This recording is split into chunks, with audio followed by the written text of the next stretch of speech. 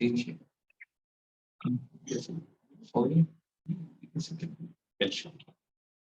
जी, औज़ुबिल्लाहि मिनश्शैतानिर्रजीम, बिस्मिल्लाहिर्रहमानिर्रहीम, रब्बि शरह ली सदरी व यस्सिर ली अमरी वहलुल उक़दतम मिन लिसानी यफ़क़हू क़ौली।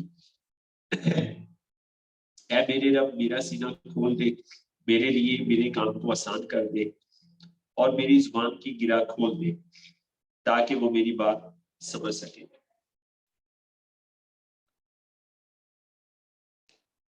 सदक़ल्लाहुल अज़ीम। तो सबसे पहले आप तो सबसे पहले ये है कि रिवीजन कर ली कल की जो क्लास हुई थी। सिस्टर हिना 2-3 मिनट में रिवाइज कर दें। बल्कि कल की क्लास तो फिर वो एंटरप्रेन्योरल क्लास थी ना, कैल्शियम की जो क्लास हुई थी उसको थोड़ा सा रिवाइज कर दें। जो पिछली कैल्शियम की क्लास हुई थी ना, उसको आप रिवाइज कर दें।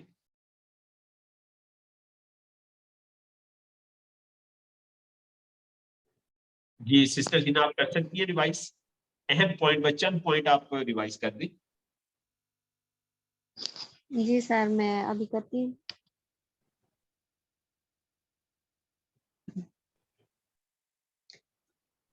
हमारी बॉडी के अंदर 62% पानी होता है। हाइड्रोजन जो है वो 10% होता है। ये कुछ थोड़े से इस तरह से एक्स्ट्रा हैं जो मैं आपको बता रही हूँ। कार्बन जो है वो 80% है और ऑक्सीजन जो है 65% है। बाकी इस तरह के मिनरल्स भी जो है इनकी डिफरेंट क्वांटिटीज है। जिस्म में मुख्तलिफ गैसें हैं। कैल्शियम हमारी बॉडी के अंदर रिचेस्ट एलिमेंट है। अगर किसी का वजन 100 किलोग्राम है तो इसके अंदर कैल्शियम 150 से 2 किलो होगी। ये कैल्शियम पूरे जिस्म के फंक्शन को सही तरीके से चलाती है। अगर 150 से 2 किलो कैल्शियम बॉडी के अंदर नहीं होगी तो बॉडी का फंक्शन सही 1.5 काम से नहीं 2 करेगा। किलो सिस्टर, 1.5 से 2 किलो, 150 नहीं है, 1.5 से 2 किलो, 1.5 से अच्छा, 2 किलो। सही है। हम्म। अच्छा, इसका जो 99% हिस्सा बोन्स के अंदर मौजूद होता है यानी कैल्शियम का। और अगर बोन्स यानी हड्डियां मजबूत होंगी तो हमारे जिस्म का पूरा ढांचा सही तरीके से काम करेगा। कैल्शियम एक तो हमारे जिस्म की साख बेहतर बनाती है और दूसरा हमारे मसल्स को मेंटेन रखती है। और 1% कैल्शियम हमारे ब्लड में होती है। हड्डियों में कैल्शियम का बैंक इसको कह सकते हैं। कैल्शियम 1% कैल्शियम जो है ब्लड में मौजूद ये काम करती है कि खुलियों को हरकत देती है और उनकी तोड़ फोड़ को रोकती है और बाकी असाबी निज़ाम को सही करती है। और बाकी जो हमारे ब्लड में ये मतलब लोथड़े वगैरह बनते हैं तो वो ये चीज़ नहीं होने देती। ब्लड प्रेशर जो है वो कंट्रोल रखती है। बाकी 1% जो कैल्शियम है ये कहाँ से आएगा? खुराक से। थायराइड हार्मोन्स जो है ना वो सेक्रीशन छोड़ती है। 1% कैल्शियम ब्लड से थायराइड हार्मोन में आते हैं। फिर ये सेक्रीशन के अमल से गुजरते हुए हमारी जो हड्डियां होती हैं वहां पे पहुंच जाता है। थायराइड जो सेक्रेशन छोड़ते हैं इनका बॉडी में क्या रोल होता है? जिनको थायराइड का मसला होता है तो ऐसे लोगों को मेडिसिन दी जाती हैं और बाकी जो है यानी उनको सारी उम्र दवा खाने के लिए दी जाती है। जबकि टाइम्स कैल्शियम की मदद से सारी उम्र की दवा लेने से छुटकारा हमें मिल सकता है। थायराइड जो सेक्रीशन छोड़ते हैं उसे थायरोक्सिन कहते हैं। ये थायरोक्सिन ग्लैंड्स के जरिए हमारे ब्लड में चला जाता है और ये हार्ट को मैनेज करता है, मसल्स को मैनेज करता है और बोन्स को मेंटेन करता है। उसके बाद ये चीज़ भी समझाई गई थी कि बोन्स में जो है जो 99% कैल्शियम होती है वो जो है जब ये मसला हो जाता है वो लोन हमारा ब्लड कैसे लेता है। ठीक है। फिर यहाँ पे ये कहा गया है कि ब्लड के फ्लो को सही और जारी रखने के लिए 1% कैल्शियम चाहिए। ये नॉर्मल हमारा सर्कल है और ऐसा ही होना चाहिए, जबकि ऐसा होता नहीं है। हमारी बीसीएम फिलॉसफी कहती है कि 18 साल के बाद जो है वो ये सर्कल रिवर्स होना शुरू हो जाता है। क्योंकि खुराक से 1% कैल्शियम ब्लड में नहीं आ रहा होता और ये फिर थायराइड हार्मोन सेक्रीशन नहीं छोड़ रहे होते। जब कैल्शियम की कमी होगी तो पैराथायराइड हार्मोन काम करेगा और ये जिस्म का सही सिस्टम जो है वो इसके खिलाफ हो गया। जो बोन्स का बैंक है, ब्लड ने वहां से लोन लेना शुरू कर दिया। बीसीएम की जो फिलासफी है इसमें 18 साल के बाद ये अमल शुरू होता है। 18 साल के बाद हर साल में 1% कैल्शियम की कमी होना शुरू हो जाती है, यानी ये हर साल 1% हम बोन जो बैंक है यानी ब्लड बैंक है, वहाँ बोन से हम लोन लेना शुरू कर देते हैं। और मगर ऐसी खुराक नहीं खाई जाती कि वो लोन जो है वापस हो सके। फिर उसके बाद नौबत ये आती है कि 100% पॉपुलेशन के साथ जो है ना वो यही होता है। फिर 18 साल का बंदा जो है, सॉरी 50 साल का बंदा जो है वो फिट होगा, 60 साल का बंदा फिट होगा। खून में अगर 1% कैल्शियम की कमी की वजह से कोलेस्ट्रॉल बीपी बढ़ना शुरू हो जाता है तो डॉक्टर के पास जाएंगे और वो 2 गोलियां हमें लाजमी खाने के लिए देता है, एक बीपी को कंट्रोल करने के लिए और दूसरा कोलेस्ट्रॉल को कंट्रोल करने के लिए, और ये सिलसिला जारी रहता है। और जबकि दिल की बीमारियां और बहुत सारी बीमारियां इसी तरीके से होती हैं। स्टंट डालते हैं तो स्टंट डालने के बाद क्या ख्याल है कि इलाज हो गया? नहीं, स्टंट से दिल की नालियां तो खुल गई मगर लोन वाला सिलसिला बंद नहीं हुआ। फिर स्टंट ने काम करना शुरू कर दिया तो फिर बाईपास होगा। इसी तरह ये सिलसिला जारी रहता है। जबकि हमारी जो कैल्शियम है, जब ये हम यूज करते रहे तो ये सिलसिला जो है वो फाइनली खत्म हो जाता है। यानी ये जो मतलब स्टंट डालना और बाकी ये इस तरह की जो क्लॉटिंग हो जाती है नालियों में, वो चीजें ये नहीं रहती।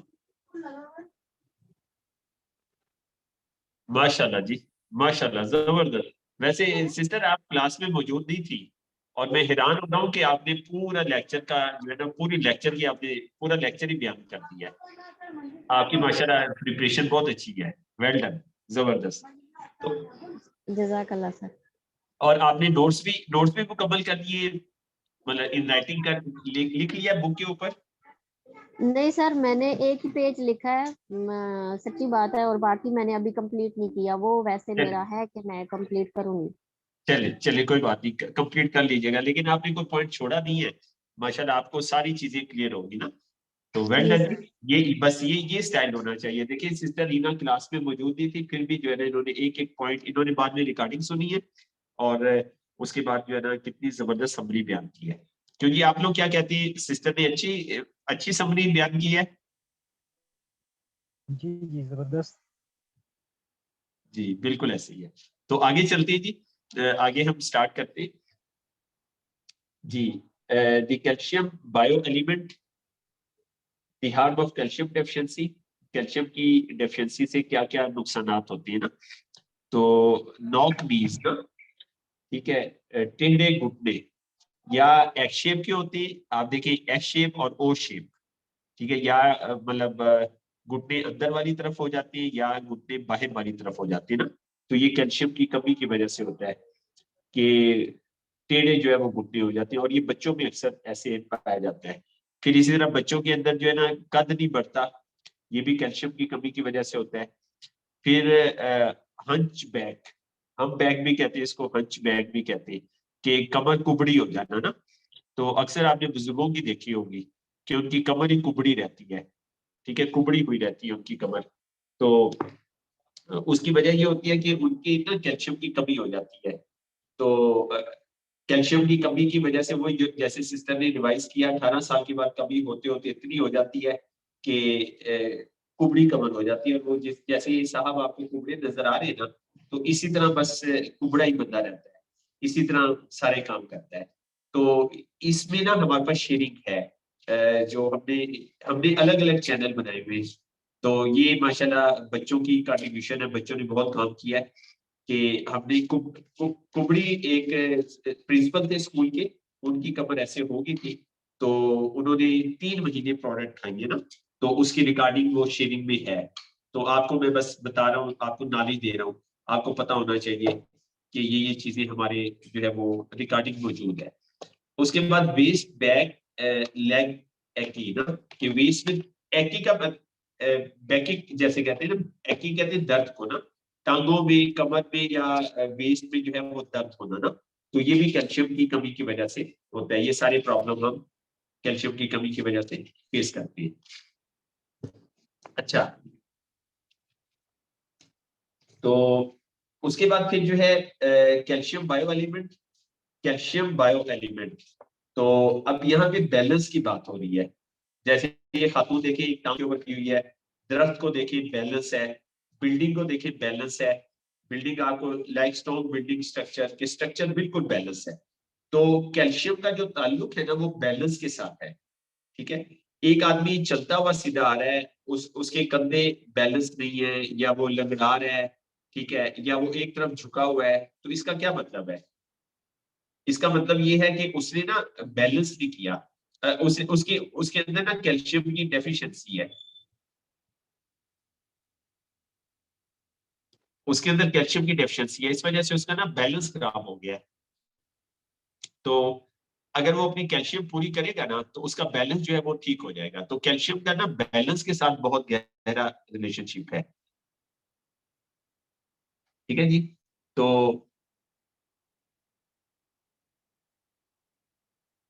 नर्व का इंपल्स होना, ट्रांसमिशन की खराबी होना, रेगुलर हार्ट बीट और फ्लूइड का इम्बैलेंस होना, ये सेल के अंदर ना, तो ये जो है ना, ये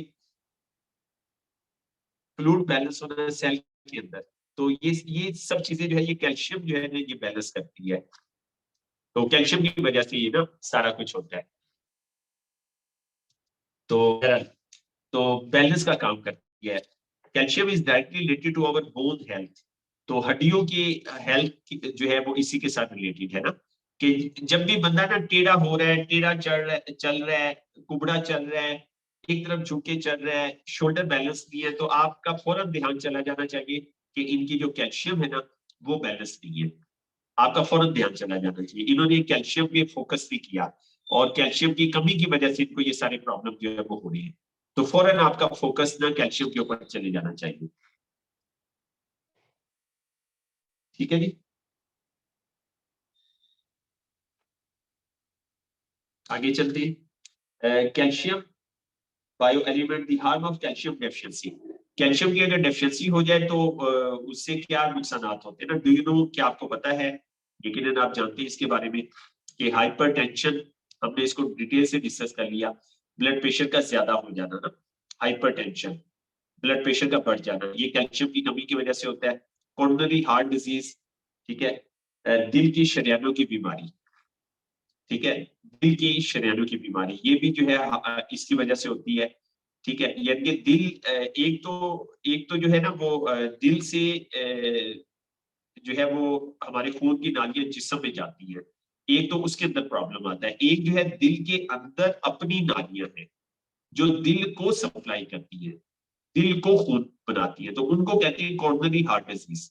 ठीक है, पॉइंट आप समझ रहे हैं कि एक तो दिल से खून निकलता है आर्टरीज और कैपिलरीज के जरिए पूरे जिस्म में जाता है, एक तो उनके अंदर ब्लॉकेज होती है जिसके से बाईपास होता है और मसाइल होते हैं। एक ही होता है कि दिल को खुद भी तो खून चाहिए ना, ठीक है, तो दिल को जो खुद खून चाहिए ना, वो जो नालियां है ना उसके अंदर प्रॉब्लम आ जाता है। ये देखिए दिल का यहाँ पिक्चर भी बनी हुई है, और दिल की नाली के अंदर जो है वो क्लॉट हुआ है, तो इन्फेक्शन हो गया ना इसकी वजह से। तो ये भी कैल्शियम की कमी की वजह से होता है। फिर डायबिटिक मिलाइटस, ठीक है, शुगर का जो मसला है ये भी इसकी वजह से होता है। फिर जो है दूर या नजदीकी नजर कमजोर होना, ठीक है, दूर की नजर कमजोर है या नजदीकी कमजोर है, तो ये भी कैल्शियम की वजह से होता है।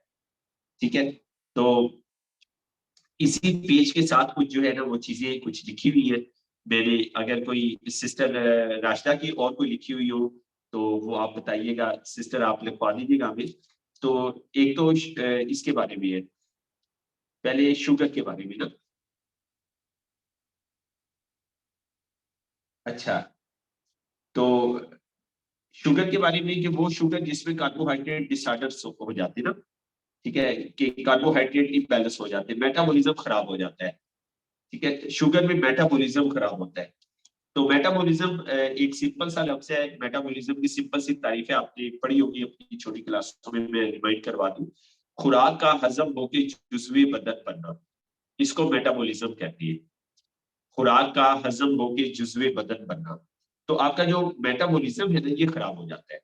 ठीक है, और हमने डिस्कस किया था शायद आपके साथ कि अभी जैसे रमजान है ना, तो रमजान में अपने मेटाबॉलिज्म को खराब ना होने दें, मीठे और नमकीन को अलग अलग करें। जैसे आपने रोजा खोला है तो आप कोशिश करें कि आप उस वक्त रोजा जब खोला है तो रोजे के वक्त स्वीट डिश सारी इकट्ठी कर लें। ठीक है, स्वीट डिश सब इकट्ठी आप कर लें और स्वीट डिश इकट्ठी खा लें, और फिर उसके बाद नमाज वगैरह पढ़े, उसके बाद नमकीन डिश सारी खा लें। तो इससे क्या होगा, इससे आपका मेटाबॉलिज्म डिस्टर्ब नहीं होगा।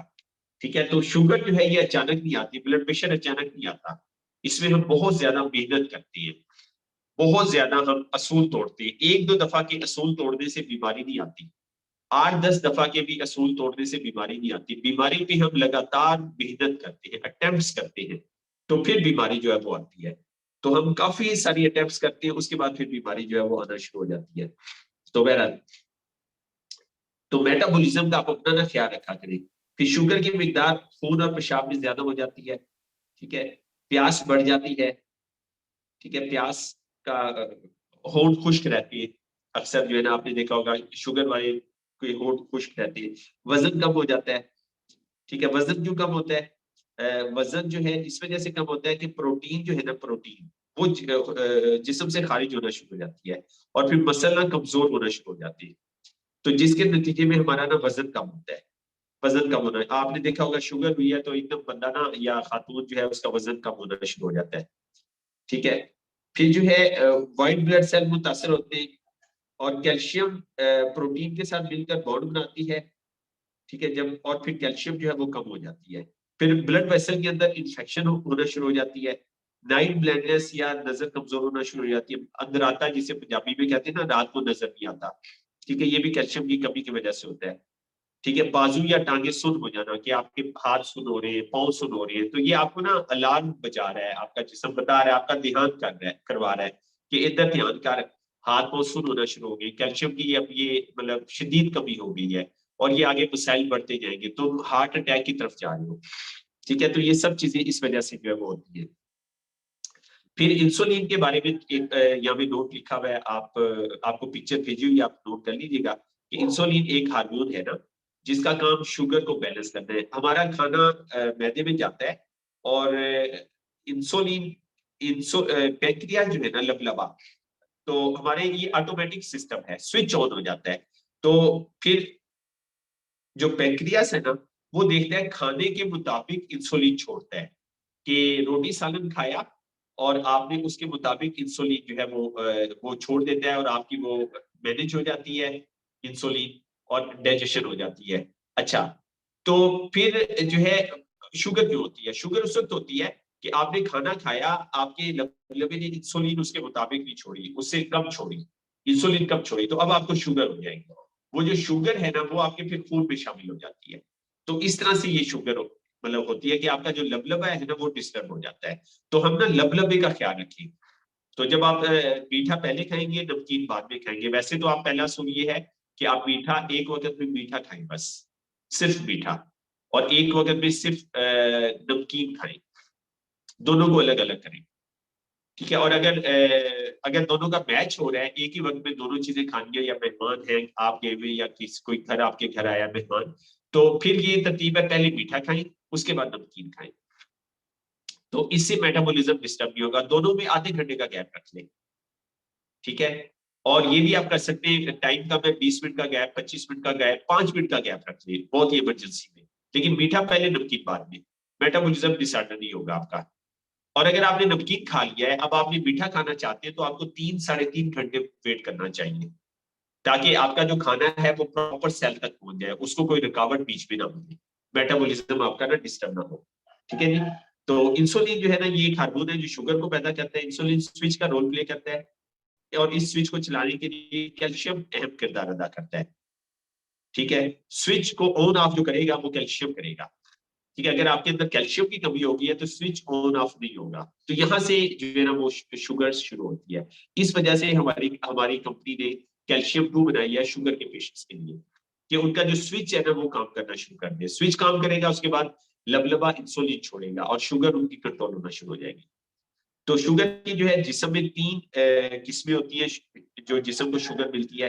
एक होती है ग्लूकोज, ये शुगर से मिलती है। आपने मीठी कोई चीज खाई, शहद खाया, ब्राउन शुगर खाई या गुड़ खाया, ठीक है,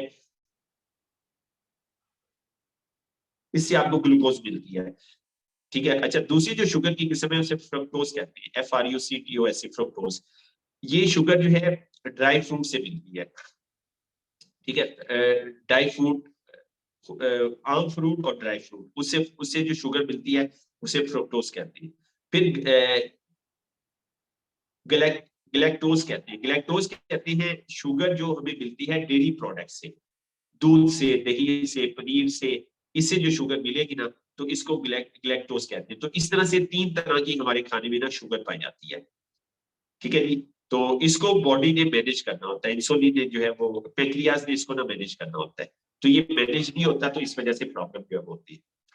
यहाँ तक कोई बात आप पूछना चाहें?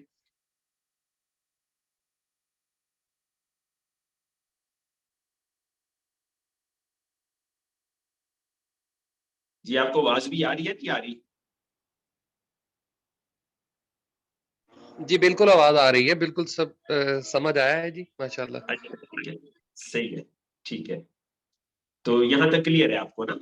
यहाँ तक आपको बिल्कुल क्लियर है, ठीक है। तो अल्हम्दुलिल्लाह। आप, जी सही है। तो आगे चलते हैं कैल्शियम बायो एलिमेंट।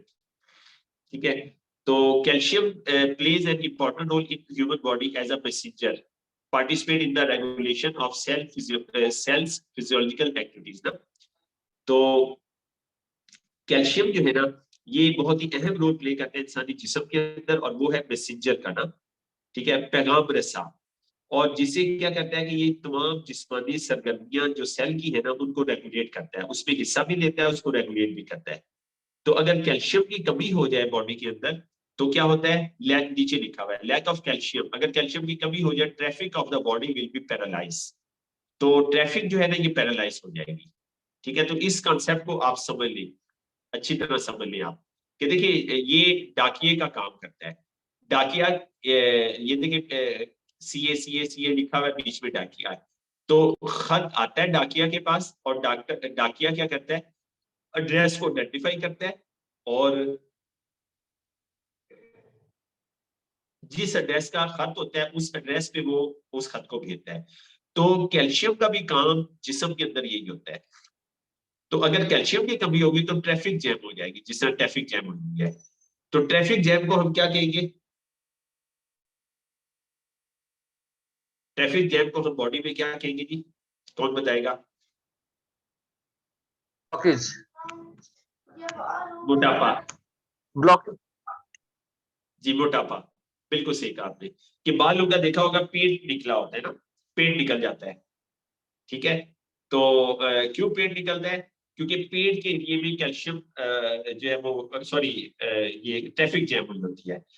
खवातीन में देखा होगा उनकी ना ये जो पेट से नीचे वाली जो टांगे जहाँ से शुरू होती है, कोने वाली जगह ना, ये उनकी ना मोटे होना शुरू हो जाती है। ठीक है, इस पे मोटापा चढ़ जाता है, बाकी जिस्म मोस्टली कम मोटा होता है।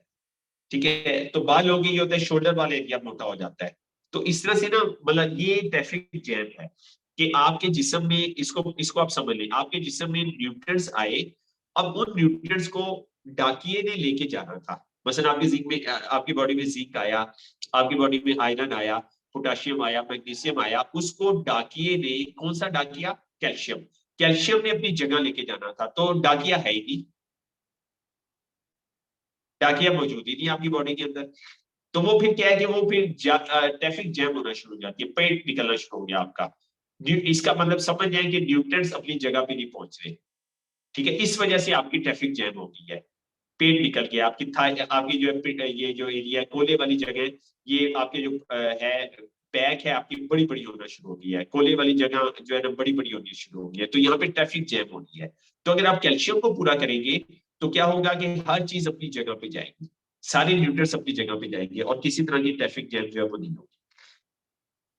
तो ये क्या करता है, कैल्शियम क्या करता है, ट्रांसफॉर्मेशन ऑफ इंफॉर्मेशन, ठीक है, ट्रांसमिशन ऑफ इंफॉर्मेशन, ठीक है।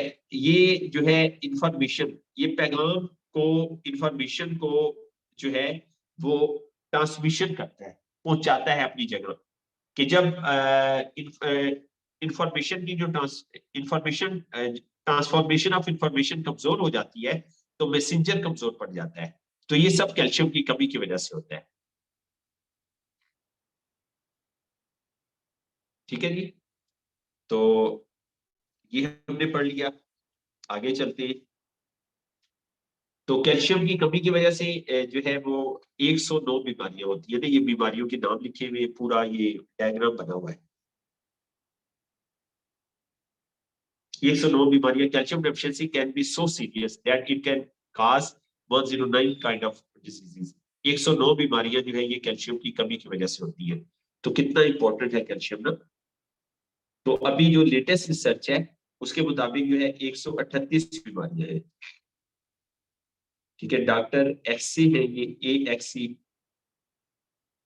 तो ये जो है plant based and holistic medicine nutrition है ना, इसके डॉक्टर है। तो ये इनकी रिसर्च है कि अब 109 से बढ़ के 138 बीमारियां हो गई है, कि हमारे जिस्म में 138 बीमारियां होती है। ठीक हो गया जी।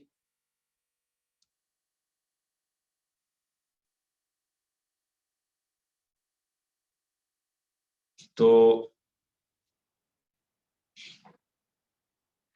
जी, तो अब ये है इंसान की पैदाइश, ठीक है, इंसान की पैदाइश का पैदाइश के पूरे मरहले, ठीक है। सबसे पहले जो है, चले मतलब इसमें जो है पैदाइश, पैदाइश कैसे होती है वो नहीं बताएगी। तो मतलब इंसान जो है, माँ जो है वो कैसे प्रेग्नेंट होती है ना, जब हम वीडियो देखेंगे ना तो उसमें उसको एक्सप्लेन किया गया है, ठीक है। तो वो इंशाल्लाह वीडियो जब देखेंगे ना ऑनलाइन, तो बड़ी इंपॉर्टेंट वीडियो है, 17 मिनट की वीडियो है, उसमें वो सारा कुछ बताया गया है ना। तो वो बहुत बड़ी लर्निंग है और इंशाल्लाह आप जान जाएंगे कि शादी हो गई है, औलाद क्यों नहीं हो रही ना। तो आप इसके भी इंशाल्लाह माहिर बन जाएंगे, आपको कास्ट पता चल जाएगी ना। और फिर उन लोगों को आप ना गाइड कर सकेंगे, उन लोगों को मशवरा जो है वो दे सकेंगे। तो सबसे पहले जो है,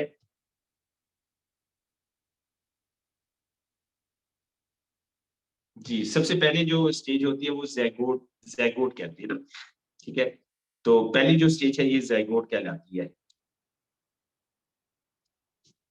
सबसे पहली जो स्टेज है ये है जैगोट और एम्ब्रियो, जैगोट एंड एम्ब्रियो। एक मिनट में ये निकालू। अ,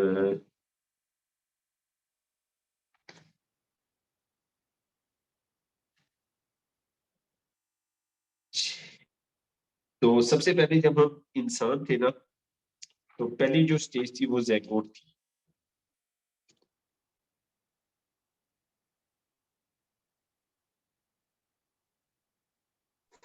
सर हमारे पास जो बुक्स है वहाँ पे चाइनीज लिखी हुई है, इंग्लिश में लिखी हुई है। हाँ आप ऊपर लिख लेना, जो आपको आपको पिक्चर भेजी गई है ना, वो जो है उसमें लिखा हुआ है।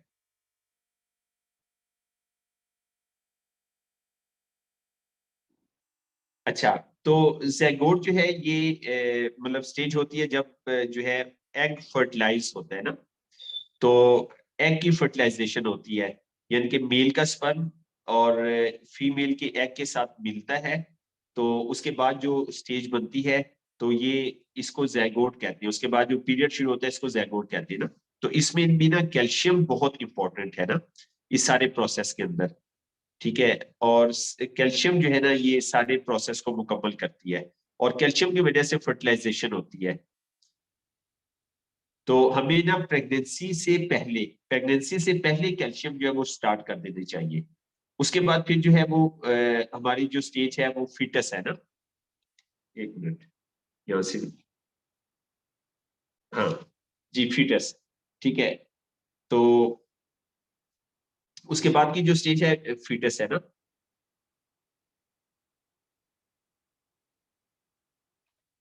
एक मिनट, इसका जी कहाँ है जी।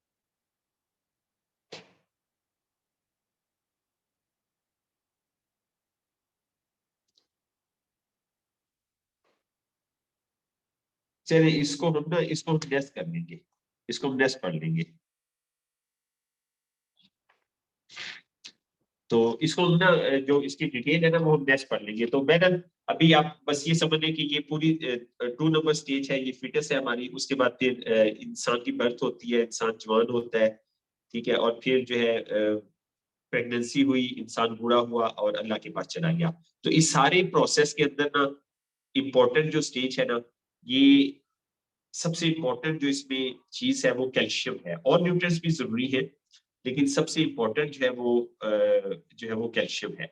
अच्छा यहाँ पे लिखा हुआ है, ठीक है, इस पीपीटी के अंदर लिखा हुआ है, ये चीज यहाँ पे मेंशन की हुई है, ठीक है।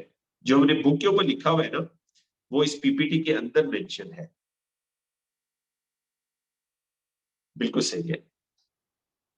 तो 2 नंबर जो, चलिए इसे ये वाला पेज, ये वाली पीपीटी पढ़ लेते हैं कि जो इंसान की जब बर्थ होती है ना न्यू बॉर्न बेबी की, वो 3 केजी तक उसका वेट चाहिए ना, ठीक है, और इसका मतलब वो हेल्दी होगा, तो 3 केजी तक। और जिसके अंदर जो है contents of bone calcium account for about 25 gram to 30 gram, जिसके अंदर 3 केजी के अंदर 25 से 30 ग्राम कैल्शियम होनी चाहिए।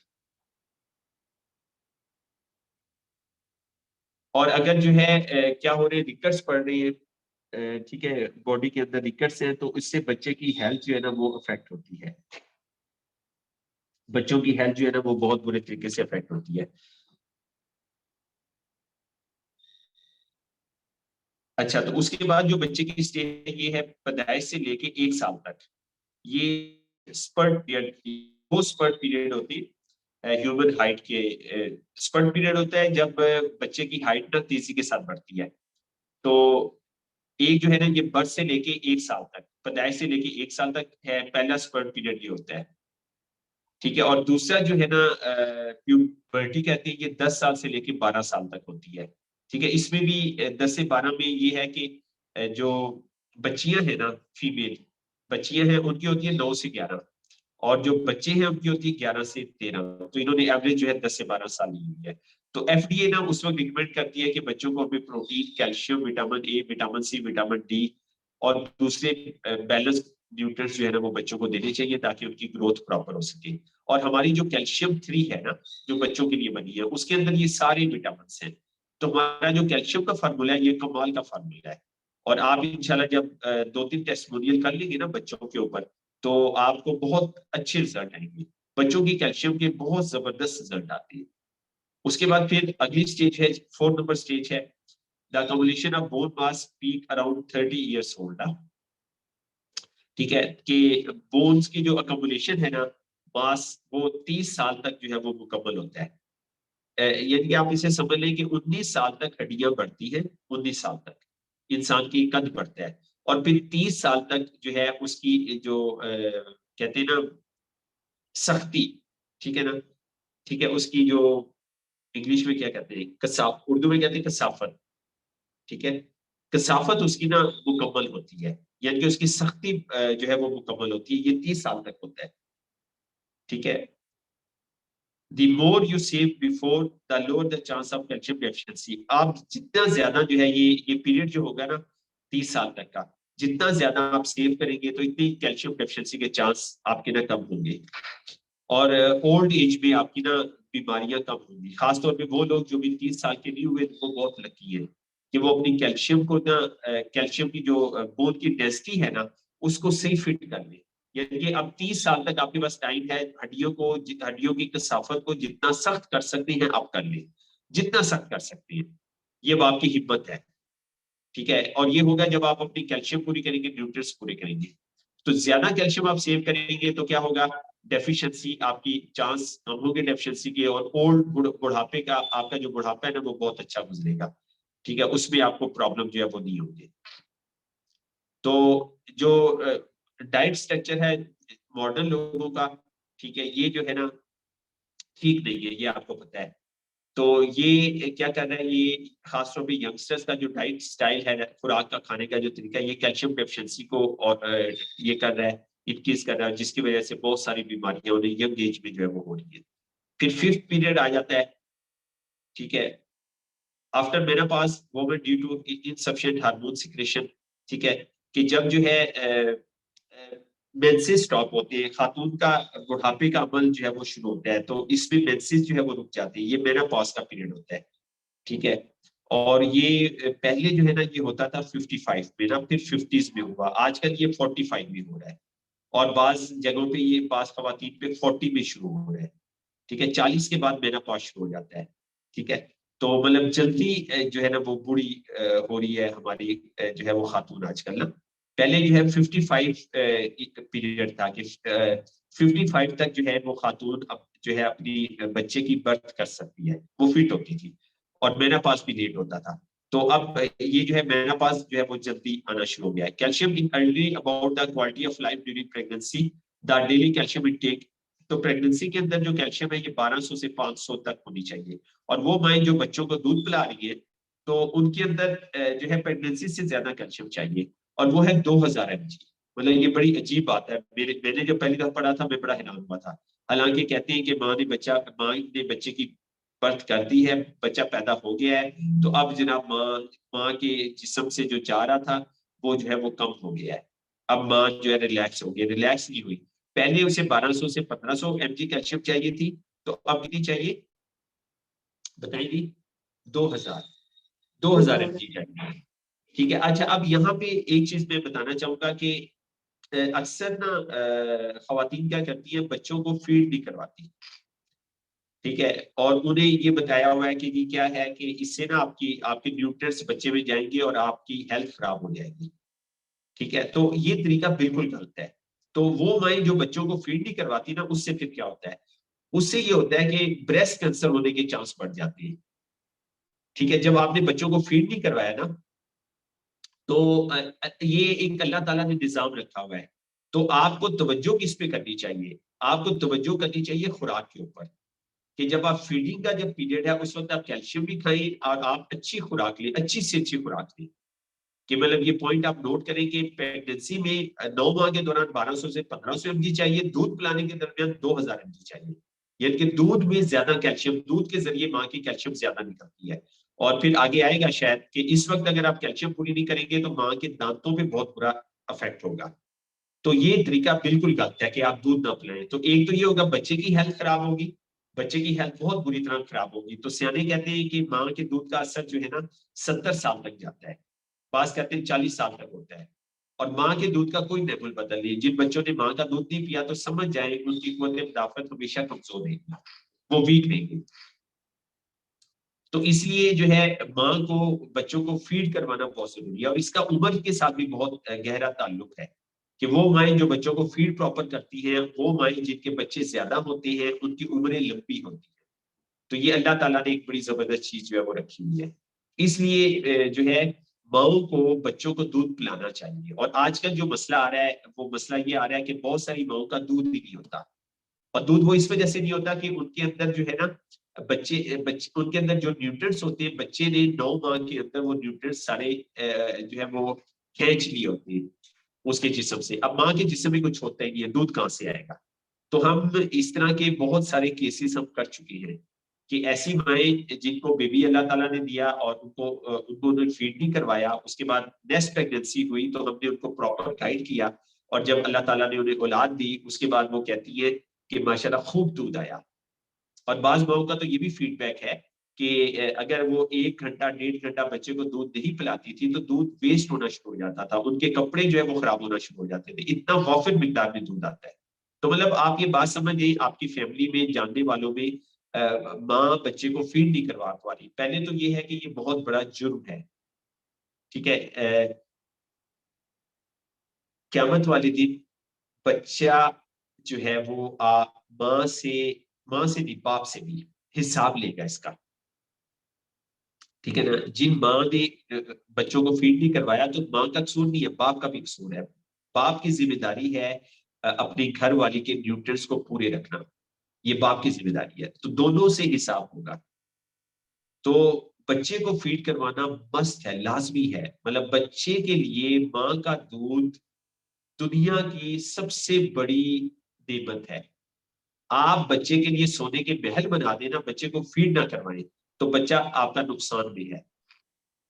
तो आप जो है मतलब माओ को ये चाहिए कि वो खुराक अपनी अच्छी कर लें, अच्छी से अच्छी खुराक कर लें फीडिंग के दौरान। तो फीडिंग पे कोई कंप्रोमाइज नहीं है। आपने फीड नहीं करवाया, बच्चे का नुकसान, बच्चे का नुकसान, और आपने फीड नहीं करवाया, आपको 85% से ज्यादा ब्रेस्ट कैंसर उन माओ को हो रही है जिन्होंने बच्चों को फीड प्रॉपर नहीं करवाया। ठीक है, तो कितना बड़ा नुकसान है।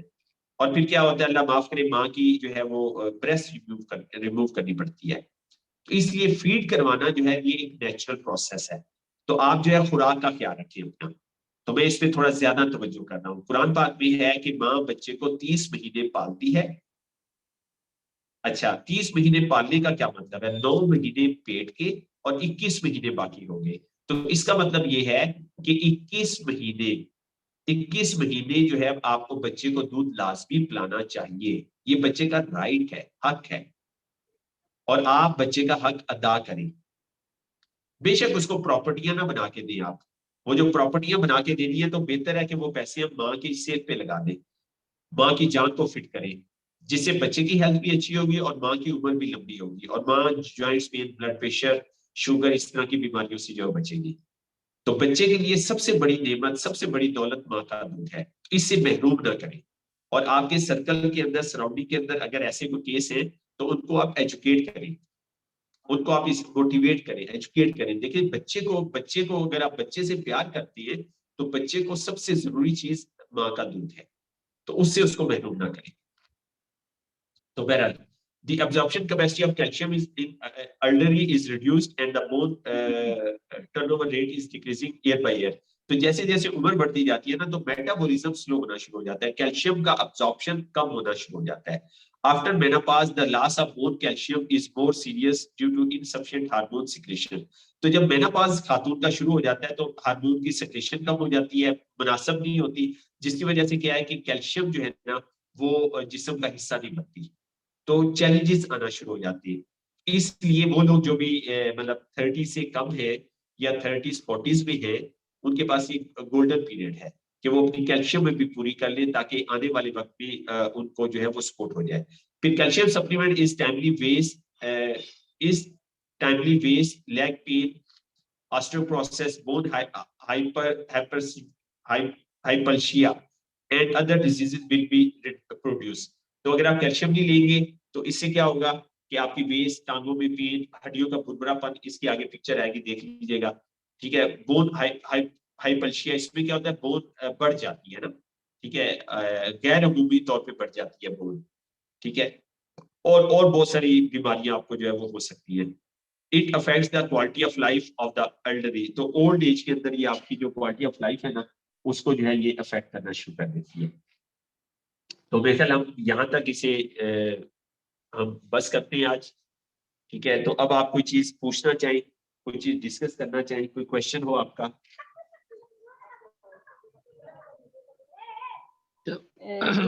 तभी जी तभी अभी अभी अभी जो आपने बात की कि माँ का दूध वेरी इंपॉर्टेंट है, तो वो जो माएँ जिनका दूध जब मतलब वो डिलीवरी से फारिग हुई तो उनका दूध आता नहीं है, तो वो फिर क्या वो भी उसमें आएगा? जी उन्होंने मुनव्वर भी, पहली बात तो ये है प्रेगनेंसी के अंदर आप कैल्शियम जो है ना शुरू से लेते हैं। देखिए पहले ये होता था लड़की की शादी होने जा रही है ना तो उसके लिए ना पंजीरियां बनती थी, उसके लिए हलवा जात बनते थे, और वो ना उसको दिए जाते थे, और उसको कहा जाते थे ये तू मकाने ने ब्याह तो पहला पहला। ठीक है ना, तो क्यों ये करते थे बुजुर्ग, घरों में ऐसा क्यों होता था? इस वजह से होता था, उन्हें ये रियलाइज करवाते थे कि तुम्हारी अब शादी होने जा रही है तो तुमने अगली नस्ल को परवान चढ़ाना है, तो तुम्हारी सेहत जितनी अच्छी होगी ना उतनी आगे अच्छी नस्ल होगी। देखिए एक पॉइंट समझिए, शादी हो रही है, लड़के और लड़की की शादी हो रही है, बच्चे पैदा करने का जो पीरियड होता है ये 10 साल से भी कम होता है। तो इस पीरियड में ना हमें ये जो पीरियड होता है ये बच्चों की इमानत होता है। ठीक है, तो पहली बात तो ये है कि शादी हो रही है ना, शादी होने जा रही है, तो उससे पहले आप न्यूट्रिएंट्स का ख्याल रखना शुरू कर दें, अपने न्यूट्रिएंट्स पूरे करें, अपनी लाइफ पार्टनर को भी कहें कि न्यूट्रिएंट्स पूरे करें, आप भी अपने न्यूट्रिएंट्स पूरे करें, क्योंकि अब आप अगली नस्ल की बुनियाद रखने जा रही है। ठीक है, आप जो है बच्चे पेरेंट पैदा करने के पीरियड के बाद खाना बाद अच्छी खुराक खाते हैं, उसका बच्चे को कोई फायदा नहीं होगा। तो बच्चे को जो फायदा है वो आप शादी से पहले ही ना, शादी से पहले खुराक अच्छी कर दें। ठीक है, अच्छा अभी आजकल क्या ट्रेंड चल रहा है, लड़के की शादी हो रही है, लड़की की हो रही है, दोनों डाइटिंग शुरू कर देते हैं, ये हमने स्मार्ट होना है। ठीक है, ये बहुत गलत अप्रोच है। देखिए ये अब तो आपकी शादी ऐसे हो, ही अब ऐसे ही आपकी है। जी आपकी शादी होने जा रही है, तो अब आपका आपका जो जिस्म है ये आपका नहीं है, ये बच्चे की इमानत है। ठीक है, तो अब आपको डाइटिंग के बारे में, अब डाइटिंग का वक्त नहीं है, अब वक्त है अच्छी खुराक खाने का। आप अच्छी से अच्छी खुराक खाएं शादी से पहले। ठीक है, शादी से 1 साल पहले, 6 महीने पहले, 2 साल पहले आप इसको प्लान करें। देखिए हमारी कमजोर से कमजोर लोग होते जा रहे हैं। चाइना के बारे में था कि चाइना के ना ठिगने लोग होते हैं, गिट्ठे के लोग होते हैं, और ये नशेई नेशन थी, ये सारी नेशन नशा करती थी। अभी उनके कद देखे 6-6 फुट के जवान होते हैं, उनके लंबे लंबे कद है। तो उन्होंने इसको चेंज किया है। तो बहरहाल, तो पहली बात तो ये है कि आप ना शादी से पहले ही ना लड़के और लड़की को एजुकेट करें कि देखिए ये अब आपका बहुत लाइफ का सबसे जो है इम्पोर्टेंट आपका टाइम आ गया है कि इसमें आपने अपनी जिम्मेदारी पूरी करनी है, कि आपने अपनी नस्ल बढ़ानी है। ठीक है, तो जिनके साथ शादी होने जा रही है उसको भी एजुकेट करें, हस्बैंड को चाहिए अपनी अपनी वाइफ को भी एजुकेट करें। ठीक है, कि भाई हमारी शादी होने जा रही है, हमने अपनी नस्ल आगे बढ़ानी है। तो इसलिए देखिए क्या ही जबरदस्त है कि लड़के के अंदर लड़की के अंदर आप 0 डिजीज लेवल अचीव करें। 0 डिजीज, आपके अंदर कोई डिजीज नहीं होनी चाहिए। उसके बाद फिर आपके अंदर कोई न्यूट्रिशनल डेफिशिएंसी नहीं होनी चाहिए। ठीक है, कोई भी न्यूट्रिएंट्स आपका कम ना हो। ठीक है, आपका जो डीएनए है ना, लड़के का और लड़की का, ये पूरा ट्रांसफर हो, पूरा का पूरा मुकम्मल ट्रांसफर हो, डैमेज ट्रांसफर ना हो। ठीक है, तो अगर न्यूट्रिएंट्स की डेफिशिएंसी होगी तो क्या होगा, डैमेज जो है वो डीएनए ट्रांसफर होगा। ठीक है, अभी जो है वो रिसर्च पढ़ रहे थे, एक रिसर्च थी कि अगर पिछले 50 साल का जो है वो लेना डाटा, तो मेल के जो स्पर्म है ना, जिससे इंसान वजूद में आता है, आप वीडियो देखेंगे इंशाल्लाह, उसमें वो दिखाया गया स्पर्म ना, उसकी शेप दिखाई गई है। तो मेल के स्पर्म ना 50% कम हो गए। फर्ज किया मेल ने एक दफा जो है हकूक अदा करने थे, तो फर्ज किया उसमें अगर फर्ज किया 100 ट्रिलियन स्पर्म आने थे, 100 ट्रिलियन स्पर्म आने थे। तो अब क्या हुआ, 50 ट्रिलियन आ रही है। तो पहले ये था 100 ट्रिलियन स्पर्म से एक इंसान में पैदा होना था। 100 ट्रिलियन स्पर्म में से जो स्पर्म सबसे ज्यादा ताकत वाला होना था, उससे इंसान बनना था। तो अब क्या हुआ, अब 50 जो है वो ट्रिलियन से जो है स्पर्म से एक इंसान बन रहा है। तो पहले बात तो आप ये समझिए कि इंसान की क्वालिटी 50% रिड्यूस हो गई है। ठीक है, और ये डाइट की वजह से है। तो इसका जिम्मेदार मर्द है, मेल इसका जिम्मेदार है, इसके जिम्मेदार फीमेल नहीं है, या फिर उस मर्द की मां जिम्मेदार है, बाप जिम्मेदार है। ठीक है, तो मतलब पहली बात तो ये है कि मेल जो है उसका स्पर्म हेल्दी फिट होना चाहिए, इसी तरह फीमेल का जो एग है ये हेल्दी और फिट होना चाहिए। तो ये उस वक्त होगा कि जब उसके न्यूट्रिएंट्स पूरे होंगे। तो शादी से पहले आप उसकी तैयारी शुरू कर दें। ठीक है, आपने देखिए, आपने फिटनेस पे काम करना है, आपने जो है स्मार्ट बनना है। देखिए जब आप औलाद पैदा करने का प्रोसेस, देखिए आजकल क्या हो रहा है, आजकल ज्यादा हुआ तो 1 या 2 बच्चे होते हैं। ठीक है, तो मेरा तो पॉइंट ऑफ व्यू ये है कि मुजाहिद बच्चे जितने ज्यादा उतने अच्छे। तो मेरा तो कुछ और पॉइंट ऑफ व्यू, लेकिन आजकल जो है 1 या 2 बच्चे होते हैं। अब देखिए 2 बच्चे अगर आपने पैदा किए तो ये सारा स्पेन 3 साल 4 साल से कम है। ठीक है, 3-4 साल से ये कम स्पेन है। ठीक है, शादी का और बच्चे पैदा करने का 3-4 साल का स्पेन है। तो यार आप पूरी 60 साल जिंदगी में 3 साल या 4 साल जो है आप औलाद पैदा करनी है।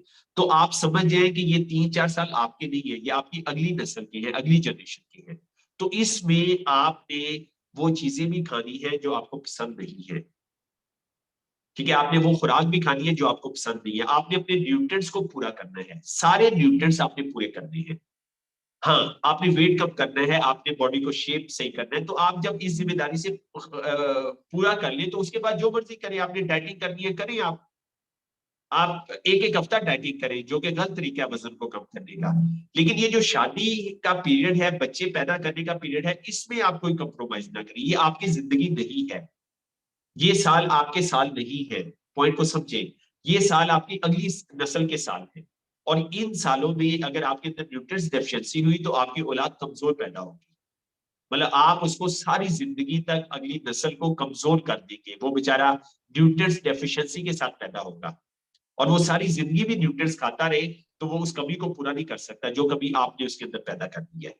तो पहले तो ये है कि शादी से पहले आप इसको मैनेज करें। अब प्रेगनेंसी होगी, प्रेगनेंसी के अंदर जो है, प्रेगनेंसी बहुत इंपॉर्टेंट जो है वो पीरियड है आपकी, मतलब हस्बैंड और वाइफ का सबसे खूबसूरत पीरियड है, मतलब जिंदगी का सबसे खूबसूरत टाइम होता है प्रेगनेंसी का, ठीक है। तो ये 9 मंथ का पीरियड है, तो इसमें आपको जो है एक तो एक्सरसाइज नहीं छोड़नी चाहिए, और मोस्टली फल नहीं छोड़नी चाहिए, देसी घी नहीं छोड़नी चाहिए, चर्बी नहीं छोड़नी चाहिए, उसके साथ जो है सप्लीमेंट खानी चाहिए आपको, सप्लीमेंट आपको अच्छी मिकदार में खाने चाहिए 9 माह के दौरान, ताकि आपके अंदर कोई कमी, किसी न्यूट्रिएंट्स की कमी ना हो। टेस्ट करवाएं, बल्कि टेस्ट जो है वो शादी से पहले होने चाहिए, शादी से पहले आप अपने प्रोफाइल, ब्लड प्रोफाइल करवाएं, सारे टेस्ट करवाएं, कि मेल भी करवाएं फीमेल भी करवाएं, भी अगर कोई डेफिशिएंसी है तो औलाद पैदा करने के प्लान को आप थोड़ा सा लेट कर दें, ठीक है, आप कमजोर औलाद ना पैदा करें, आप पहले अपना जो प्रोफाइल है ब्लड का, अपने न्यूट्रिएंट्स का प्रोफाइल है उसको ठीक कर लें, तो शादी से पहले आपको टेस्ट करवाने चाहिए। फिर प्रेगनेंसी में तो गायनिकोलॉजिस्ट रिकमेंड करती है कि आप फलां टेस्ट करें, फलां एचबी देखें, फलां देखें, कोई चीज कम तो नहीं होगी। तो 9 माह के दौरान आपने जो है उसको ऑब्जर्व किया, आपने उसको डाइट प्रॉपर रखी, देसी की जरूर दे, एक्सरसाइज वेरी इंपॉर्टेंट, खातून घर के काम का ज्यादा करे, बड़ा गलत ट्रेंड है, प्रेगनेंसी हुई बेड पे लेटी रहती है, नॉर्मल डिलीवरी कैसे होगी, नहीं होने वाली नॉर्मल डिलीवरी, अगर होने वाली भी है तो आप चांस कम करते करते जा रहे हैं उसके, तो खातून को घर के काम काज ज्यादा करने चाहिए, ये 9 मंथ का पीरियड है, और क्या ही पोछा लगाना, घर को साफ करना जबरदस्त एक्सरसाइज है, बहुत जबरदस्त एक्सरसाइज है, ठीक है। तो सबसे अच्छे इंसान पैदा कर रहे हैं जूस, ठीक है, उनको प्रॉपर ट्रेनिंग दी जाती है, जूस माँ को, जूस बाप को प्रॉपर ट्रेनिंग दी जाती है, वो सही सेहतमंद इंसान पैदा कर रहे हैं, मुस्लिम नहीं कर रहे। तो अक्सर मैंने खवातीन को देखा जी बेड पे पड़ी हुई है, जी प्रेगनेंसी है जी बेड पे पड़ी हुई है, तो ये आप जुल्म कर रही है अपनी जान के साथ भी और उस इंसान के साथ भी जो दुनिया में आने जा रहा है। तो आप एक्सर्शन करें, आप जो है ज्यादा अच्छी खुराक खाएं, एक्सर्शन करें, आप अच्छी खुराक नहीं खाएंगे आप एक्सर्शन नहीं कर सकेंगे, तो बेड पे आप ना लेटे, आप एक्सरसाइज करें, वॉक करें, ठीक है जी। उसके बाद फिर बच्चा दुनिया में आ गया, अब जब बच्चा दुनिया में आया तो प्रॉपर आपको जो है वो बच्चे के लिए दूध अवेलेबल होगा। अगर आप डेफिशिएंसी के साथ बच्चे को पैदा करेंगे तो अब आपके पास दूध बिल्कुल भी नहीं होगा, एक कतरा भी दूध नहीं आएगा, और अगर आपने दूध नहीं पिलाया तो समझ जाए आपकी जो आपका जो ब्रेस्ट कैंसर के जो चांसेस है ये बढ़ गए, ठीक है, और आपकी बॉडी के अंदर डिसऑर्डर्स होंगे, कि दूध बनना था, मुख्तलिफ ग्लैंड्स ने काम करना था, वो सारा नेचुरल प्रोसेस आपका नहीं हो सका। तो ये टेंशन वाली बात है, ये खुशी वाली बात नहीं है कि दूध नहीं आया। अब खातून कहती है मेरा तो दूध ही नहीं आया, मैं बच्चे को अब क्या करूं, बाहर से आप बंदोबस्त कर दे, तो भाई ये परेशानी वाली बात है, आप इसके ऊपर एफर्ट करें, आप मेहनत करें, न्यूट्रिएंट्स पूरे करें। हमारी स्पोलिना और कैल्शियम सुपर कॉम्बिनेशन है, स्पोलिना कैल्शियम आप दें तो माशाल्लाह जबरदस्त बच्चे का जो है वो दूध आता है, तो प्रॉपर बच्चे का दूध आएगा। और फिर माँ को भी आप कैल्शियम जो है वो कैल्शियम 1 दी, कैल्शियम 1 दी, प्रॉपर दूध आएगा और बच्चे की हेल्थ जो है वो बेहतर होगी। थैंक यू मुनव्वर भाई, आपने सवाल किया तो उसकी वजह से मैंने इतनी सारी एक्सप्लेनेशन दे दी, जज़ाकल्लाह।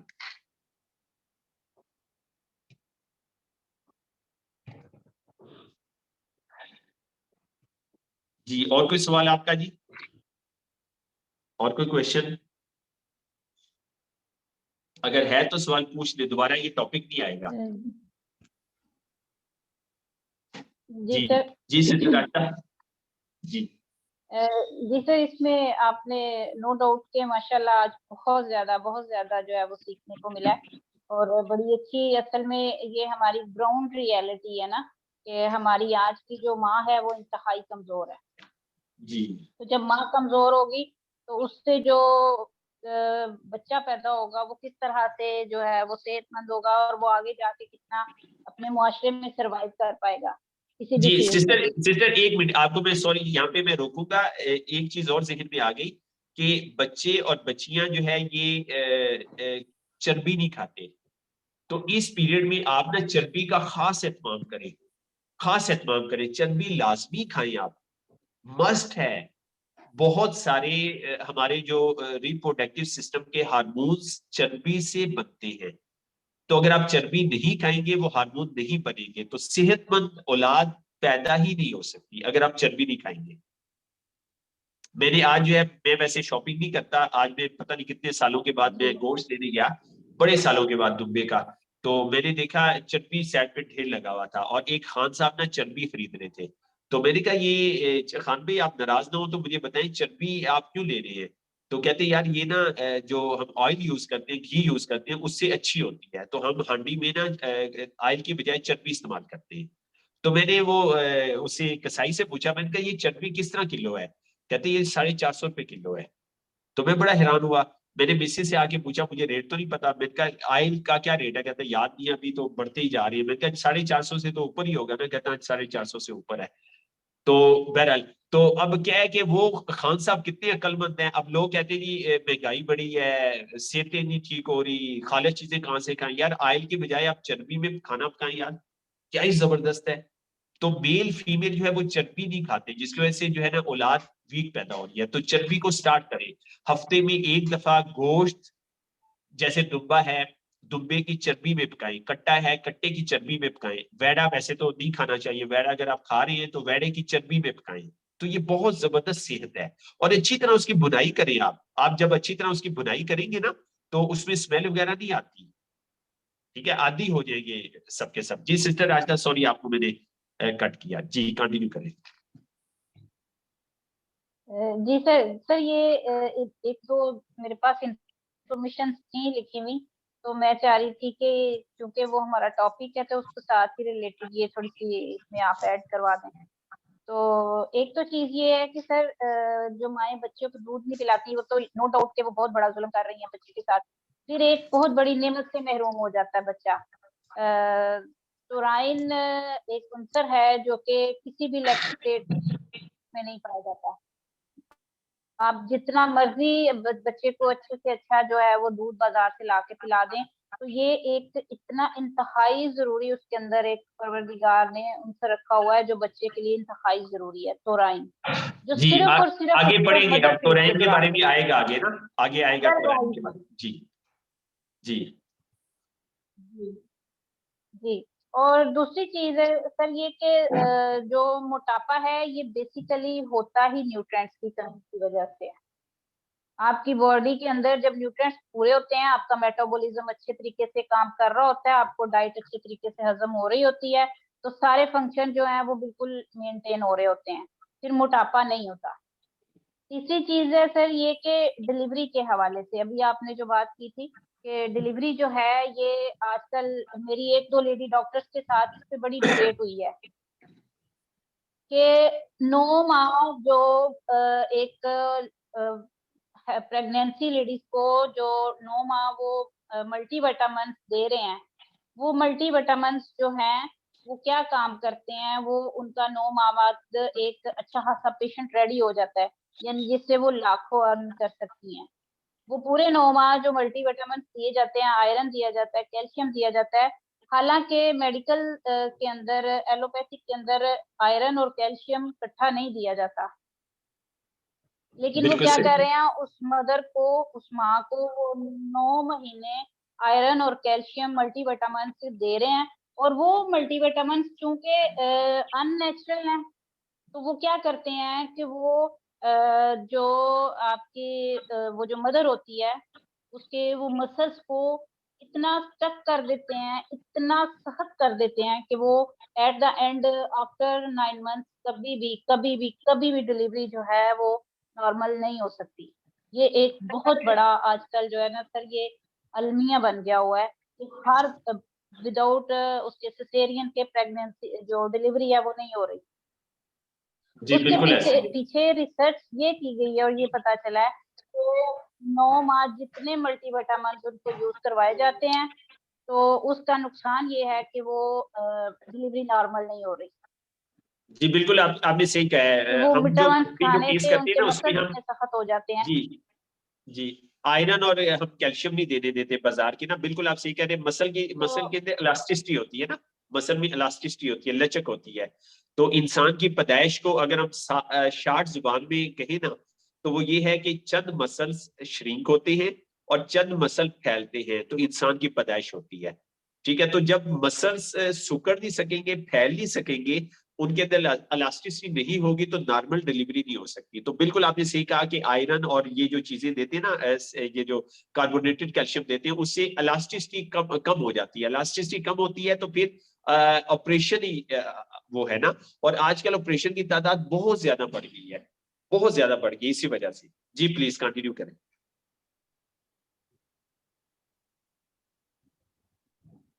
जी सर, तो मैंने ऐसे ही ना 2-3 प्रेग्नेंट लेडीज के ऊपर ना मैंने ये एक एक्सपीरियंस ही किया था। तो उनके पहले बेबीज जो थे वो ऑपरेशन से हुए थे। फिर जब मैंने उनको पूरे 9 माह स्पारुलिना और कैल्शियम यूज करवाया तो उसके बाद वो उनके बेबीज जो थे वो बिल्कुल नॉर्मल हुए। और यही नहीं कि सिर्फ नॉर्मल हुए, उनके जो पहले बच्चे थे उनके मुकाबले में जो बच्चे स्पारुलिना और कैल्शियम की पैदावार थे वो माशाल्लाह से हेल्दी वेल्दी और शार्प माइंड। जब वो उनकी एक्टिविटीज बढ़नी शुरू हुई तो वो वाकई उन्होंने मुझे खुद बताया कि हमारा ये बच्चा जो है वो अब हमारे पहले बच्चों से बहुत ज्यादा हेल्दी है और माशाल्लाह बहुत ज्यादा सेहतमंद है। तो ये है कि हमारे जो नेचुरल है डाइट स्पारुलिना और कैल्शियम, ये बहुत बड़ी एक नेकी है। मेरे भाई भी बैठे हुए हैं, बहनें भी बैठी हुई हैं। तो आपके घरों में या आपके एरिया में इस तरह के केसेस हैं तो आप उनको प्लीज गाइड करें। ये एक बहुत बड़ी नेकी है कि अगर आप उनको इस रास्ते पे ले आते हैं। जी बेशक, थैंक यू सिस्टर, बहुत अच्छी आपने शेयरिंग की। तो ये जो सिजेरियन और नॉर्मल ऑपरेशन है ना, तो ये इसकी भी हमारे पास 2-3 शेयरिंग है, और ये भी मेरे ख्याल से रिकॉर्ड की हुई है, फेसबुक पे है या यूट्यूब में, मुझे भी याद नहीं। तो ये भी अवेलेबल है। जब काम शुरू करेंगे तो टेस्टिमोनियल पहले से बने हुए। और सिस्टर राशिदा, आपके पास अगर कोई ऐसे टेस्टिमोनियल है तो आप भी उसे रिकॉर्ड करके मुझे सेंड करें। और अगर आप अपना चैनल बनाएं तो बहुत अच्छी बात है, अपने चैनल पे लगाएं। तो इसको ना रिकॉर्डिंग भी आना चाहिए। तो ये हमारा मसला आजकल संगीन होता जा रहा है, अगले 5-10 सालों में और ज्यादा ये संगीन हो जाएगा। तो हमने काम किया हुआ होगा तो फिर हमें ना बड़ी अच्छी सहूलत हो जाएगी। तो इस पे आप जरूर काम कीजिएगा। तभी ये बता दें कि जो जो फीमेल्स हैं, जैसे जैसे आप बता रहे थे कि इनकी क्या एज लिमिट है कि जब तक ये मतलब बेबी पैदा कर सकती हैं? क्या कह रहे हैं, इनकी एज क्या है? जी जी। एज तो मेरे ख्याल पहले जो है ना वो शादियां हो जाती थी 12, 13, 14 साल में हो जाती थी। और मेरे ख्याल में आफ्टर 15 जो है वो फीमेल जो है वो बेबी पैदा कर सकती है, आफ्टर 15, 15 साल के बाद ना। तभी मतलब हाईएस्ट जो है ना, मतलब 40 है, 45 है, वहां तक। नहीं, पहले तो 55 थी। पहले तो मैक्सिमम लिमिट जो थी ना वो 55 थी पहले। 55 साल की खवातीन के यहाँ भी अल्लाह ताला औलाद देता था। तो आजकल तो मेरे ख्याल 35 की भी खातून जो है वो इस काबिल नहीं होती। मतलब मेल भी कमजोर हो गया है और फीमेल भी कमजोर हो गया। 35 भी जो है ना वो गायनिकोलॉजिस्ट अक्सर ना रिस्की कहती है कि ये अब रिस्की हो गया है ना। और 40 में तो बिल्कुल रिकमेंड नहीं करते, 40 में तो बिल्कुल भी रिकमेंड नहीं करते। तभी मेरे जो है ना ब्रदर लाए ना उधर है ना, कहते हैं यूएसए में। जी तो उनसे बात हुई ना इस टॉपिक पे ना, ये कुछ दिन पहले।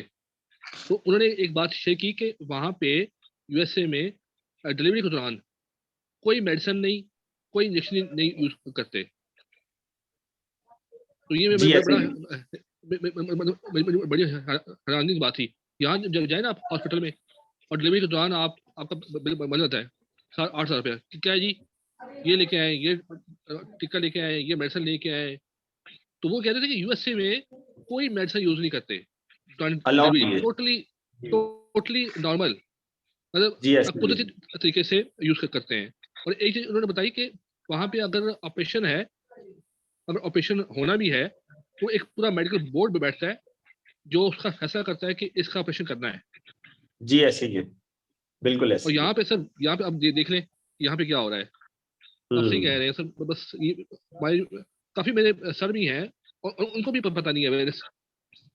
असल में हमें है ही नहीं अवेयरनेस ना। जब मैंने उनसे बात की कि हमारे पास एक ऐसी चीज है कि, मतलब वो उस हवाले से, तो बड़े हैरान हुए कि यार ये कैसे पॉसिबल है। लेकिन जो मेडिकल लाइन है उसमें पॉसिबल नहीं है, जी लेकिन ऐसे जो ही है। जो हमारा दूसरा ट्रीटमेंट है उसमें पॉसिबल है। जी बिल्कुल ऐसे ही है, बिल्कुल आपने सही फरमाया। और उसमें जो एक्सपर्ट्स की राय ये है कि आपको जो है क्या करना चाहिए, आपको जो केस है ना वो प्राइवेट हॉस्पिटल में नहीं करना चाहिए, आपको गवर्नमेंट अस्पताल में करना चाहिए। अगर आप प्राइवेट हॉस्पिटल में जाएंगे ना तो वो पूरी कोशिश करेंगे कि आपका सिजेरियन हो ना, ऑपरेशन हो आपका, क्योंकि उन्हें उसके पैसे मिलने होते हैं। गवर्नमेंट हॉस्पिटल में जाएंगे तो उनकी पूरी कोशिश होती है कि आपका नॉर्मल हो, क्योंकि वो बेचारी सैलरी पे काम कर रहे होते हैं। तो इसलिए बड़े जो एक्सपर्ट है ना उनकी राय ये है कि आपको जो है ना ठीक है चेकअप करवाएं आप प्राइवेट अस्पताल में, और साथ साथ गवर्नमेंट अस्पताल में भी आप अपनी रजिस्ट्रेशन जरूर करवाएं और वहां भी आप विजिट करते रहे। तो केस जो है ना वो आपको गवर्नमेंट अस्पताल में करना चाहिए। तो उसके तो बाहर तो वाकई बहुत हाई स्टैंडर्ड्स हैं, बाहर तो जो है ना वाकई माँ को बड़ी केयर की जाती है, माँ की बच्चे की बड़ी केयर की जाती है।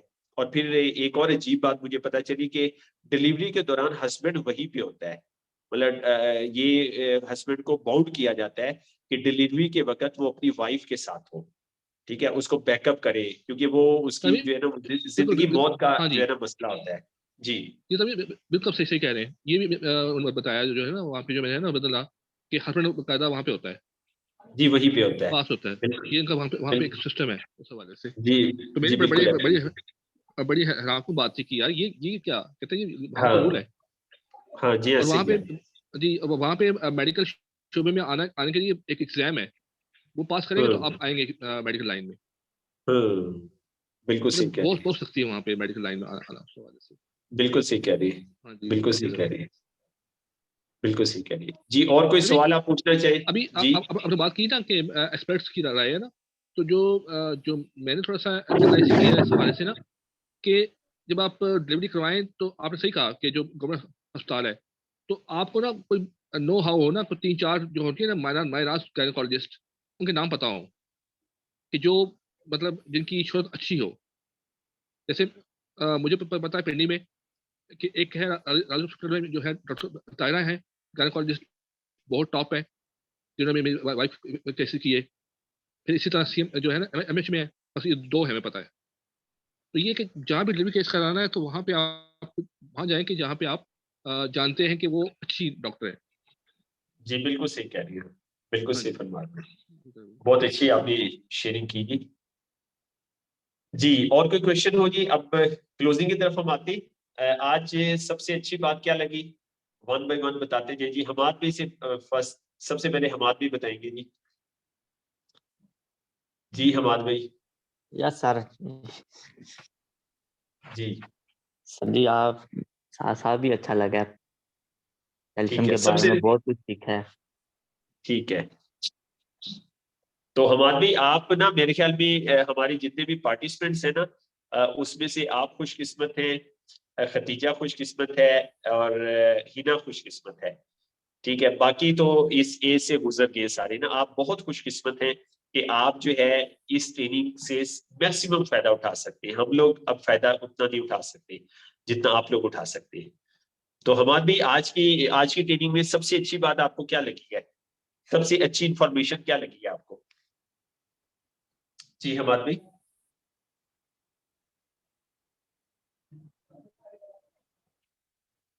हमारी भी आवाज आ रही है? यस सर जी आ रही है आवाज।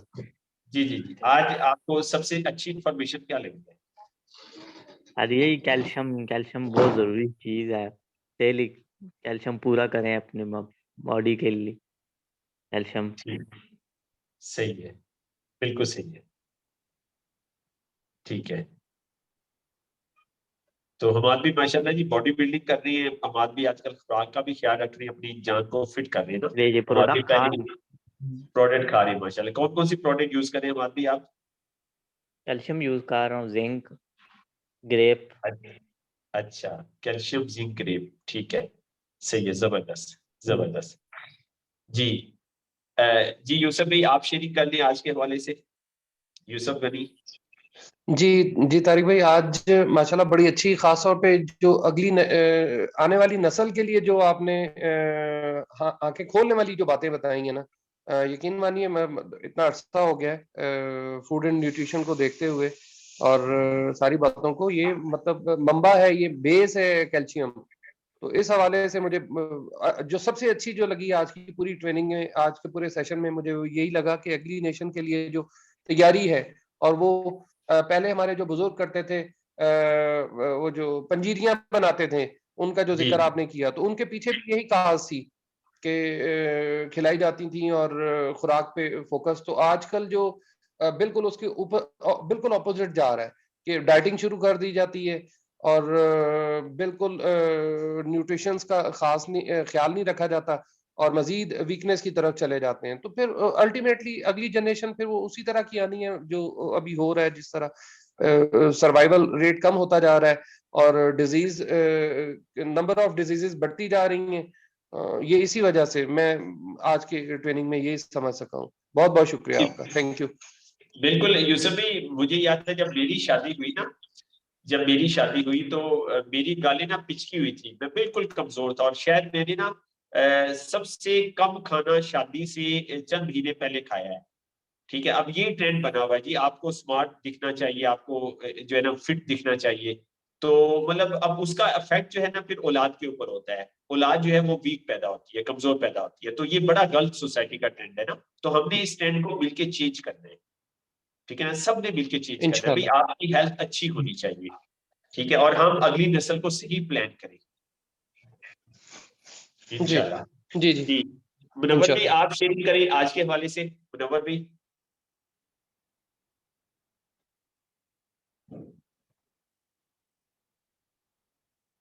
मुनव्वर भाई ने तो शायद चलिए कुछ जी मुनव्वर भाई चलिए जी मिस खतीजा ने हैंड रेस किया था, लगता है आपका माइक ठीक हो गया है। जी मिस खतीजा आप शेयरिंग करना चाह रही हैं? जी सर, जी जी ठीक हो गया माइक। तारिक जी हाँ जी तमीम, जो जो मुझे अच्छा लगा, ये जो है ना इन्फॉर्मेशन दी गई है ना इस हवाले से, जी ये माँ के हवाले से ना, ये टॉपिक बहुत इंफॉर्मेटिव था ना। जी जी तभी चलिए बहुत शुक्रिया। जी जी खतीजा आप शेयरिंग करें। जी सर, मुझे तो काफी अच्छी लगी आज की क्लास। मतलब कैल्शियम कितना ज्यादा जरूरी है, मतलब उस पे कितने ज्यादा हमारे डेली लाइफ की कितनी चीजें बेस करती हैं। तो मुझे तो काफी कुछ सीखने को मिला आज भी। और मतलब माइंड ब्लोइंग जो है ना, मुझे इतना कुछ सीखा है। और आप सही कह रहे हैं कि हम जो अभी इस एज में हम लोग सबसे ज्यादा इस ट्रेनिंग से जो है फायदा उठा सकते हैं। तो thank you so much sir. तो बस अब आपने क्या करना है, आप लोगों ने अपने इर्द गिर्द ख्याल रखना है। ठीक है ना, जिनकी शादी होने जा रही है तो आपने उनके साथ सेशन करना है। बेशक आप ये कैल्शियम की बुक ले जाएं और उन्हें ये एजुकेट करें आप ना, तो ये हमारा फर्ज बनता है, फिर इस इल्म को हम ना अप्लाई कर सकेंगे। इस इल्म को हम अप्लाई। जी सिस्टर राशिदा आपको शेयरिंग करना चाहिए, फिर जाम तारिक साहब क्लोज करेंगे आज के सेशन को। जी सिस्टर राशिदा।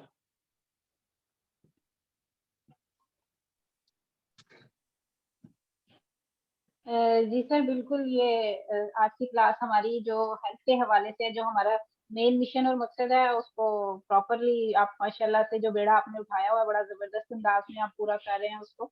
तो बस ये है कि हम लोगों को सीखना चाहिए और सीख के यहाँ से आगे जो है वो जरूर इस सीखे का फायदा ही तभी होगा जब हम आगे इसको अप्लाई करेंगे। तो यहाँ से सुन के सिर्फ यहाँ तक नहीं रहना चाहिए, हमें आगे भी इस मालूमात को आगे भी जो है वो देना चाहिए दूसरों में। थैंक यू सर, जबरदस्त है। बहुत शुक्रिया तारिक साहब। जी जाम जी तारिक साहब। जी सबसे पहले तो ये पीपीटी भी काफी अच्छी आपने बनाई हुई है, इंफॉर्मेशन और डिस्प्ले इसका बहुत अच्छा है।